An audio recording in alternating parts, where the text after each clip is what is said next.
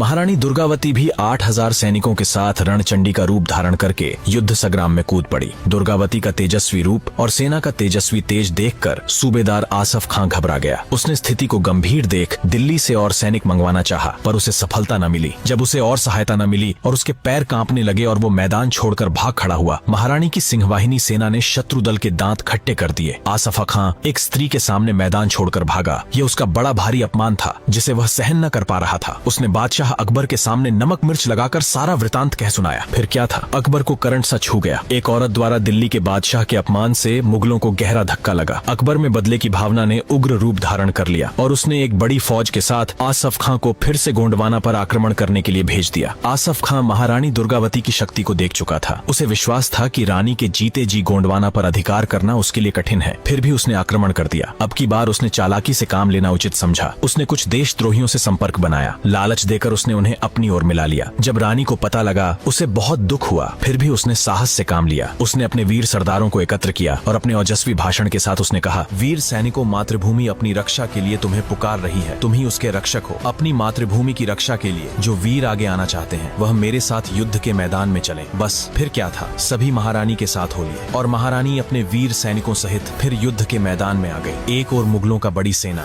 दूसरी ओर गोंडवाना के थोड़े से सिपाही, दोनों में भयंकर युद्ध छिड़ गया। महारानी अपने पुत्र के साथ घोड़े पर सवार होकर मुगलों के दांत खट्टे करने लगी। घमासान युद्ध हुआ। आसफ खां को लगा जैसे अब की बार भी उसे मैदान छोड़कर भागना होगा। अभी युद्ध हो रहा था। सूर्य अस्त होते होते एकाएक अपनी मातृभूमि की रक्षा करते करते महारानी दुर्गावती की आंख में एक तीर धंस गया। उधर उसका पुत्र भूमि पर गिर पड़ा। महारानी यह देख व्याकुल हो उठी, लेकिन उसी क्षण उसने अपने आप को संभाल लिया। कुछ सैनिक वीर नारायण को सुरक्षित स्थान पर ले गए। भयंकर युद्ध के बीच रानी ने पूर्ण वीरता दिखाई और लड़ते लड़ते जब यह थक गई, अपनी ही तलवार से उसने अपना सिर काट लिया, क्योंकि वह जीवित मुगलों के हाथ नहीं पड़ना चाहती थी। शत्रुओं के अपवित्र हाथों में फंसने से अच्छा वह वीरांगना की तरह मरना अच्छा समझती थी। इस वीर वीरांगना महारानी दुर्गावती का नाम भारत के इतिहास में हमेशा हमेशा के लिए अमर हो गया। इस वीरांगना के लिए सच्चे हिंदू जय मां दुर्गावती जरूर लिखे।